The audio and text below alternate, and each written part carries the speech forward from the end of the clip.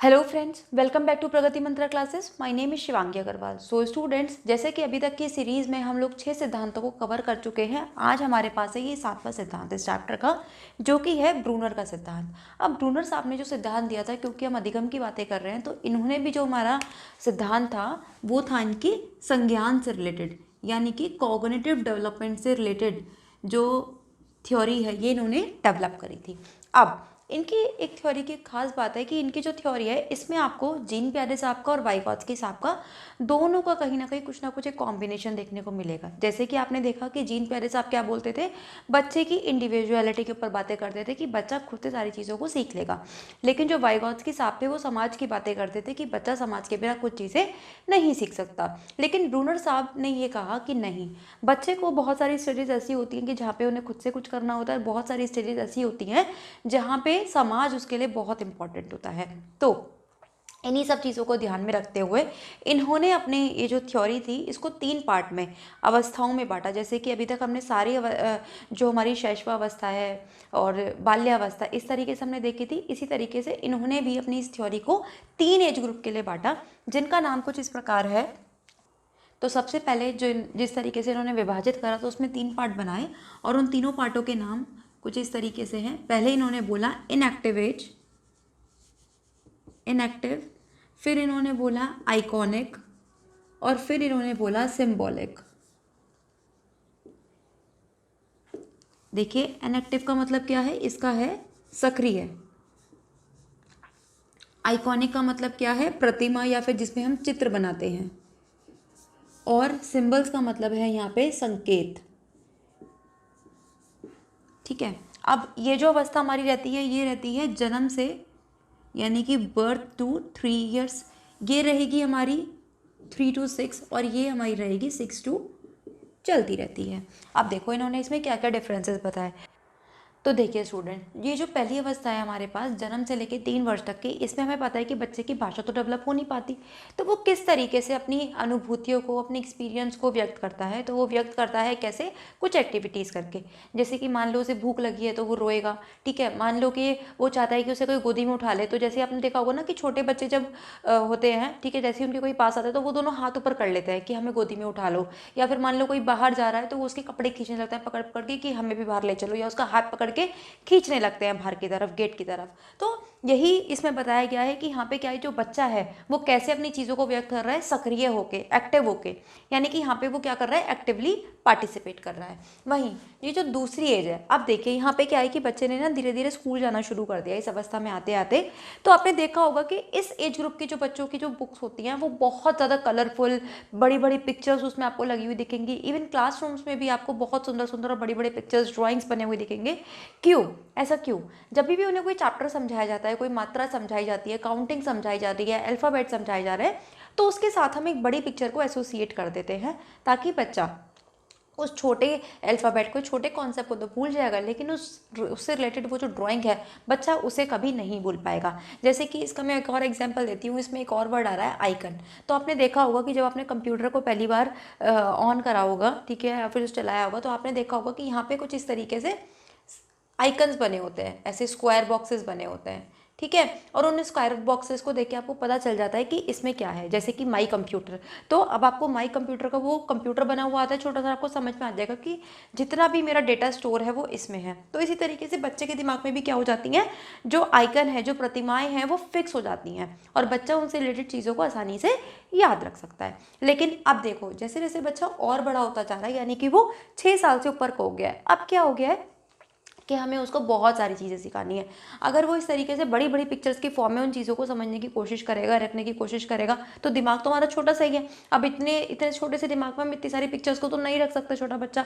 तो अब धीरे धीरे क्या होता है, उसके दिमाग में सिम्बल्स क्रिएट होने शुरू हो जाते हैं, क्योंकि देखो सिम्बल्स जो है ना वो हमारे आइकन से छोटे हैं, तो वो जगह कम लेंगे तो ज़्यादा चीज़ें हमारे अंदर आ जाएंगी।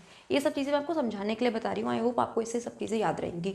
तो जैसे कि आपने देखा हुआ है सिम्बॉलिक एज में आते आते कि बच्चे जो है ना अपने लिए कोड्स बना लेते हैं।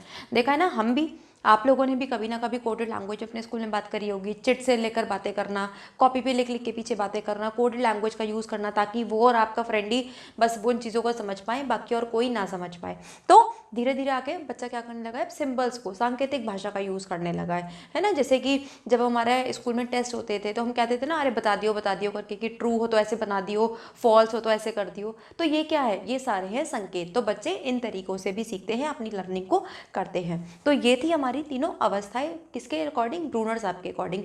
किस पर थ्योरी दी इन्होंने, संज्ञानात्मक विकास पर थ्योरी दी। लेकिन इनकी थ्योरी की खास बात कि इन्होंने इस संज्ञानात्मक थ्योरी को सोशियो कल्चरल थ्योरी के साथ भी जोड़ दिया था। मतलब बच्चे के सामाजिक और सांस्कृतिक परिवेश के साथ भी अपने संज्ञानात्मक विकास को उन्होंने जोड़ के रख दिया था। जैसे कि इनकी जो थ्योरी थी वो बार बार एक ही बात बोलती थी कि बच्चे को आपको केवल समझाना है, ठीक है, बच्चे को आपको सारी चीज़ें नहीं करके देनी है, बच्चे को खुद सारी चीज़ें आती हैं, बस आपको क्या करना है, गाइड करना है। जो बात बोलते थे पियाजे साहब। लेकिन इन्होंने वाइगॉत्स्की साहब की चीज़ों को भी इन्वॉल्व किया, क्योंकि इन्होंने स्कैफोल्डिंग के कॉन्सेप्ट को सपोर्ट किया। ये कहते थे कि जहाँ बच्चे को दिक्कत आए वहाँ हमें उसे सपोर्ट भी करना है, वहाँ हमें उसे हेल्प भी करनी है। तो इसलिए ऐसा माना जाता है कि इनकी जो थ्योरी है ना, ये पियाजे साहब के और वाइगॉत्स्की साहब का एक मिला जुला कॉम्बिनेशन है। तो अब हम समझते हैं कि और इन्होंने इस थ्योरी के बारे में क्या क्या चीज़ें कही। तो देखिए स्टूडेंट्स, ये कुछ तथ्य हैं जो कि ब्रूनर के द्वारा दिए गए। इन्होंने सबसे पहले क्या कहा कि जो अंतर्दर्शी चिंतन होता है वो बच्चों के लिए ज़्यादा महत्वपूर्ण होता है। अंतर्दर्शी का मतलब कि बच्चा जहाँ पे खुद अपने माइंड की ब्रेन स्टॉर्मिंग कर पा रहा है, कुछ अपने बारे में सोच पा रहा है, खुद उस समस्या के बारे में सोच पा रहा है, वो ज़्यादा इंपॉर्टेंट है। नेक्स्ट इन्होंने कहा कि देखो, हर सब्जेक्ट का क्या है कि अपना एक बेसिक फंडामेंटल होता है। जैसे कि अगर मैं मैथ्स की बात करूं तो मैथ्स में अगर किसी बच्चे को प्लस माइनस मल्टीप्लाई डिवाइड के बारे में नहीं पता तो वो आगे की चीज़ों को सीख नहीं पाएगा। तो इन्होंने यही कहा कि हमें क्या करना है, कोई भी अगर सब्जेक्ट हमें बच्चे को पढ़ाना है तो उससे पहले हमें उसके बेसिक्स पर जोर देना चाहिए। जैसे कि मान लो अगर मुझे बच्चे को ग्रामर में कुछ सिखाना है, हिंदी या इंग्लिश ग्रामर में कुछ सिखाना है, तो उससे पहले मुझे उस भाषा के बारे में कुछ चीज़ें नॉर्मली पता होनी चाहिए। जैसे कि जैसे हमारे अल्फ़ाबेट जो हैं उनकी बनावट पता होनी चाहिए। अगर मुझे उनकी बनावट ही नहीं पता तो क्या मैं उस भाषा को सीख पाऊंगी? तो जवाब आएगा नहीं। इसलिए उन्होंने यही कहा कि उस सब्जेक्ट से रिलेटेड जितनी भी बेसिक चीज़ें हैं, उसके जो कॉन्सेप्ट हैं, जो बेसिक जितने भी चीज़ें विधियाँ हैं, उन सब पर हमें जोर देना है। नेक्स्ट इन्होंने कहा स्वयं खोज, यानी कि इन्होंने कहा कि हमें बच्चे को क्या करना है, इस तरीके से प्रेरित करना है कि बच्चा स्वयं किसी प्रॉब्लम का जो सॉल्यूशन है वो उसको ढूंढे। क्योंकि जब हम किसी प्रॉब्लम के सॉल्यूशन को खुद ढूंढते हैं तो वो हमें ज़्यादा टाइम तक याद रहता है और ज़्यादा अच्छे से याद रहता है। नेक्स्ट है हमारे पास कि जो बच्चे को हम ज्ञान दे रहे हैं, जो बच्चे को हमें सिखाना है, वो उस पर्सन से, यानी कि उस खुद बच्चे से और उसके समाज से रिलेटेड होना चाहिए। इसीलिए इन्होंने क्या करा, जो अपना कॉन्सेप्ट है इसको इन्होंने दो पार्ट्स में डिवाइड करा, व्यक्तिगत और सामाजिक। व्यक्तिगत संबद्धता और सामाजिक संबद्धता, यानी कि बच्चे को हम जो भी चीज़ें पढ़ा रहे हैं वो उसके लिए इंडिविजुअली भी उसके लिए रेलिवेंट होना चाहिए, उसका इंपॉर्टेंस होनी चाहिए, और उसके समाज के लिए भी इंपॉर्टेंस उसके होनी चाहिए। नेक्स्ट है इन्होंने पाठ्यक्रम पर बल दिया कि हमें क्या करना है कि पहले पाठ्यक्रम को इतना अच्छा बनाना है, इतना फ्लेक्सिबल बनाना है कि बच्चा, हर तरीके का बच्चा उसे पढ़ सके, उसमें एडजस्ट हो सके। और नेक्स्ट इन्होंने कहा कि जब भी हम बच्चे का असेसमेंट ले रहे हैं, बच्चे को कुछ सिखा रहे हैं, तो ये बहुत ज़रूरी है कि बच्चा उसमें एक्टिवली पार्टिसिपेट करे। तो पहले के टाइम में क्या होता था कि केवल टीचर ही एक्टिव होते थे, बच्चे एक्टिव नहीं होते थे, तो वो एक अच्छी तरीके की शिक्षा नहीं मानी जाती थी। तो इन्होंने इसी बात पर बल दिया कि जो बच्चे हैं, ठीक है, चाहे हम उनको पढ़ा रहे हैं, चाहे हम उनका मूल्यांकन कर रहे हैं, वो उस टाइम पर एक्टिव होने चाहिए, ताकि उनका मूल्यांकन या सीखने की जो विधि है, जो हम उनको सिखा रहे हैं, वो ठीक से सीख सके। अब हम देखते हैं इस थ्योरी की कुछ विशेषताएं। तो देखिए स्टूडेंट्स, इस थ्योरी की कुछ विशेषताएं इस प्रकार है। इन्होंने सबसे पहले तो ये कहा कि हमें बच्चों को जो भी चीज़ें सिखानी है उसके अनुकूल वातावरण तैयार किया जाना चाहिए। जैसे कि फॉर एग्जांपल अगर हम ज्योग्राफी के बारे में बच्चे को चीज़ सिखाना चाहते हैं, बच्चे को पहाड़, पर्वत, नदियाँ, झरने, इन सब सिखाना चाहते हैं, तो कोशिश करिए कि बच्चों को बाहर एक्चुअल चीज़ों के बारे में सिखाया जाए। मान लो कि हमें बच्चे को डैम की वर्किंग सिखानी है, तो कोशिश करिए कि आप उसका प्रैक्टिकल एग्जाम्पल दे पाएँ। साइंस जैसे सब्जेक्ट है, एसएसटी जैसे सब्जेक्ट हैं, तो एसएसटी के सब्जेक्ट में कोशिश करिए कि बच्चों को बाहर फील्ड ट्रिप्स पर, एक्सर्शंस पर ले जाया जाए, उसके थ्रू सिखाएं। साइंस में ज़्यादा से ज़्यादा प्रैक्टिकल करके समझाया जाए। तो जैसे ही हमारे पास जैसा सब्जेक्ट हो वैसा ही उसके अकॉर्डिंग हमें वातावरण बच्चे के लिए तैयार करना है। इसी पर उन्होंने बल दिया। नेक्स्ट इन्होंने कहा विषय वस्तु की संरचना बिल्कुल ठीक प्रकार से होनी चाहिए, यानी कि इन्होंने क्या कहा कि जो भी चीज़ हमें पढ़ानी है उसको एकदम हम बेसिक से लेते हुए शुरू करना है। यानी कि उसमें क्या होना चाहिए, एक क्रम होना चाहिए कि पहले ईजी चीज़ पहले बिल्कुल बेसिक चीज़, फिर उसका हायर लेवल, फिर उसका हायर लेवल, फिर उसका हायर लेवल।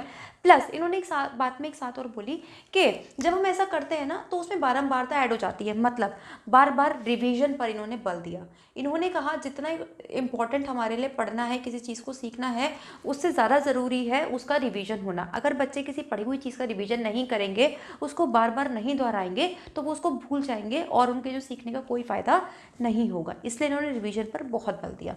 नेक्स्ट है पुनर्बलन, दंड और पुरस्कार पर इन्होंने बल दिया। यानी कि इन्होंने कहा कि हमें टाइम टू टाइम बच्चे को रीइंफोर्स भी करना है, ठीक है, ज़रूरत पड़ने पर हमें उसे दंडित भी करना है और ज़रूरत पड़ने पर हमें उसे पुरस्कृत भी करना है। यानी कि जब टीचर को लगे कि अब बच्चे को इस टाइम पर हमें पनिश करना चाहिए तो उसे पनिशमेंट मिलनी चाहिए, इस बच्चे को इस टाइम पर रीइंफोर्स करना है तो उसे रीइंफोर्समेंट मिलना चाहिए, और इस टाइम पर अगर हमें उसे अवार्ड देना है तो उसे अवार्ड भी मिलना चाहिए। नेक्स्ट इन्होंने ये कहा कि हमें बच्चे की लर्निंग जो है वो इस तरीके से बनानी है कि बच्चे में व्यक्तिगत और सामाजिक दोनों ही प्रकार के गुणों की क्या हो, एक साथ वृद्धि हो, उनका विकास हो। तो ये है इस थ्योरी की विशेषताएं। अब हम चलते हैं कि क्या इम्प्लीकेशंस है हमारे एजुकेशन में इस थ्योरी के। तो देखिए स्टूडेंट्स, सबसे पहली उपयोगिता जिन्होंने बताई वो कही इन्होंने कि हमें क्या करना है, बच्चे की अवस्था के अनुसार ही पाठ्यक्रम का निर्माण करना है। यानी कि बच्चा जिस अवस्था में है उसी के अनुसार, जैसे कि मान लो मैंने आपसे कहा कि जो 3 से 6 वर्ष का बच्चा है वो कैसे सीखता है, प्रतिमाओं को देखकर, तो उसकी बुक्स, उसका करिकुलम उसी तरीके से पिक्चर्स के रूप में ज़्यादा से ज़्यादा हमें बच्चे को चीज़ें सिखानी है, विजुअल एड्स दिखा दिखा के हमें बच्चों को पढ़ाना है। नेक्स्ट है मानसिक अनुसार अवस्था के अनुसार ही उनकी शिक्षण विधि होनी चाहिए।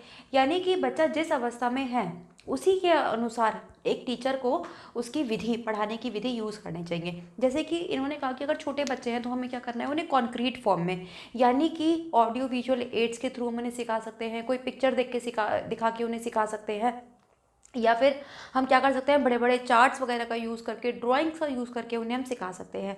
वैसे जैसे ही अगर बच्चा थोड़ा बड़ा होने लगता है तब हम क्या कर सकते हैं, उनको एब्स्ट्रैक्ट फॉर्म में अमूर्त रूप से सिखा सकते हैं चीज़ों को। नेक्स्ट है अन्वेषण विधि का प्रयोग। इन्होंने कहा कि हमें ज़्यादा से ज़्यादा अन्वेषण, यानी कि जिसको हम बोलते हैं ह्यूरिस्टिक मैथड, जिसमें बच्चे को क्या करना होता है, जिसमें बच्चा खुद से चीज़ों को खोजता है, खुद से चीज़ों को सीखता है, उस विधि को हमें ज़्यादा यूज़ करना है, ताकि बच्चे के पास जो ज्ञान उसे मिले, जो लर्निंग उसे मिले, वो स्थायी हो, ठीक है, परमानेंट रहे। नेक्स्ट है इन्होंने कहा कि अगर हमें किसी भी चीज़ को बच्चे को समझाना है तो उसके कॉन्सेप्ट पर हमें ज़्यादा ध्यान देना चाहिए, बजाय कि उसको रटने के या फिर याद करने के। तो हमें क्या करना है, अगर हमने बच्चे को एक बार कॉन्सेप्ट सिखा दिया तो बच्चा सारे क्वेश्चंस के साथ आसानी से दे सकता है। जैसे कि इन्होंने कहा कि हमें बच्चे को ना ऐसा नहीं है कि बिल्कुल स्पून फीडिंग करनी है, नहीं, हमें स्पून फीडिंग नहीं करनी, बच्चे को एक बार समझा दिया, ठीक है, अब उससे रिलेटेड अगर बच्चे के सामने प्रॉब्लम आएगी तो उसको प्रेरित करना है कि बच्चा उन प्रॉब्लम्स को खुद सॉल्व कर सके। नेक्स्ट है कि जो वर्तमान के अनुभव है, जो हम चीज़ें बच्चा एज प्रेजेंट एक्सपीरियंस कर रहा है, उसको हम उसके पूर्व ज्ञान से जोड़ सकें। इसीलिए मैंने कहा कि वो बार बार रिवीजन पर बल देते थे, ठीक है। तो इसमें यही तो था रिवीजन में कि जो चीज़ें हम आज पढ़ रहे हैं और जो चीज़ें हमने पहले सीखी है ना, उन दोनों को हम कनेक्ट कर सकें। अगर मान लो कि मैं आज तो नया नया सीखती जा रही हूँ लेकिन पीछे का मैं सब कुछ भूलती जा रही हूँ, तो मेरे आज के सीखने का कोई फ़ायदा नहीं होने वाला है। तो हमें बच्चे को इस तरीके से पढ़ाना है कि बच्चा आज के साथ साथ पीछे का भी सब कुछ रिकॉल करता हुआ चले। और लास्ट है कि हमें टीचर के नियोजन, क्रियान्वयन और मूल्यांकन, यानी कि प्लानिंग में, एग्जीक्यूशन में और मूल्यांकन में, यानी कि इवैल्यूएशन में, इन सब चीज़ों में ना टाइम टू टाइम चेंजेस बहुत ज़रूरी हैं। जैसे कि पहले क्या था, सब कुछ टीचर सेंटर्ड था, तो उसी की तरीके से प्लानिंग की जाती थी, उसी तरीके से मूल्यांकन किया जाता था। लेकिन आज आप देखोगे कि सब कुछ चाइल्ड सेंटर्ड हो चुका है। तो अब हर बच्चे की नीड्स को ध्यान में रखते हुए, जैसे कि मानो अगर कोई बच्चा ड्राइंग में ज़्यादा अच्छा है, कोई बच्चे की स्पीच ज़्यादा अच्छी है, तो उसी फील्ड में हमें ज़्यादा काम करना चाहिए, उसी फील्ड में हमें उसे आगे ले जाना चाहिए। तो यही इन्होंने कहा कि टाइम टू टाइम एक टीचर को अपनी प्लानिंग में, उसको क्रियान्वयन में, एग्जीक्यूशन में और उसके मूल्यांकन में टाइम टू टाइम चेंजेस लाने बहुत ज़रूरी है। और ये सब चीज़ें किस पर डिपेंड करेंगी, उस सब्जेक्ट के या उस फील्ड के टीचर पर। तो आई होप आपको ये ब्रूनर की थ्योरी पूरी समझ में आई होगी और अच्छी लगी होगी। तो अगर अच्छी लगी तो वीडियो को लाइक करना ना भूलें और शेयर करना ना भूलें। चैनल पर नए हैं तो सब्सक्राइब कर दें, बेल आइकन को हिट कर दें ताकि आने वाले सारे नोटिफिकेशन आपको टाइम से मिलते रहे। प्लस इस क्लास का PDF प्राप्त करने के लिए आप हमारे टेलीग्राम चैनल से जुड़ सकते हैं, जिसका लिंक आपको डिस्क्रिप्शन में दे दिया गया है। अब आप हमें इंस्टा पर भी फॉलो कर सकते हैं। प्लस अगर आपको किसी और प्लेलिस्ट पर पहुंचना है तो उन सभी के लिंक आपको इस डिस्क्रिप्शन बॉक्स में दे दिए गए हैं इस वीडियो के, आप वहाँ से डायरेक्टली उस पर पहुँच सकते हैं। तो मिलते हैं नेक्स्ट वीडियो में एक और नए चैप्टर के साथ। तब तक पढ़ते रहिए। All the very best.